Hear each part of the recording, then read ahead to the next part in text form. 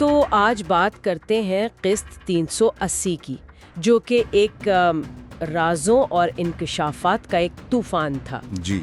एक तरफ फुरात अस्पताल में जिंदगी की जंग लड़ रहा है और दूसरी तरफ कई दहाइयों पुराने झूठ का पहाड़ टूटा है। बिल्कुल।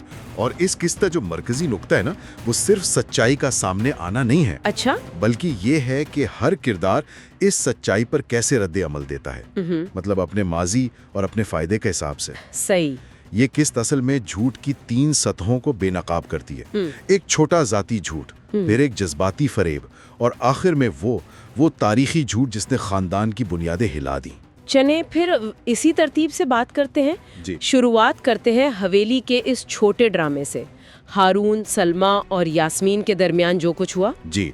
सलमा का वो एक छोटा सा झूठ कि हारून मेरा बॉयफ्रेंड है, और वो फौरन पकड़ा भी जाता है। हाँ। पहला डोमिनो था जो गिरा। बिल्कुल सही कहा। और जहां हवेली में ये छोटा ड्रामा चल रहा था, वहीं अस्पताल में खानदान का असल जज्बाती मरकज मौजूद था। जी।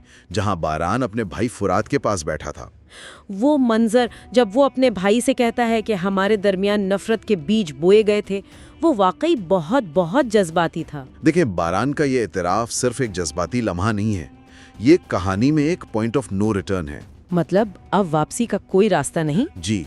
यहाँ से भाइयों का रिश्ता या तो हमेशा के लिए जुड़ जाएगा या फिर इस सच के बोझ तले मुकम्मल तौर पर तबाह हो जाएगा। और फिर वो लम्हा आता है जिसने सब कुछ बदल दिया, जब जुदत सबके सामने वो राज खोलता है।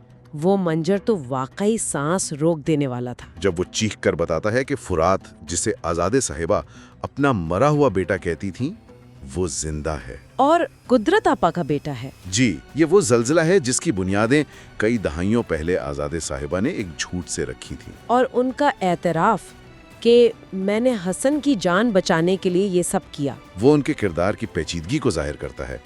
वो शायद खुद को कुर्बानी देने वाली समझती हैं, लेकिन हकीकत में ये एक कंट्रोल का अमल था। मैं भी यही सोच रही थी।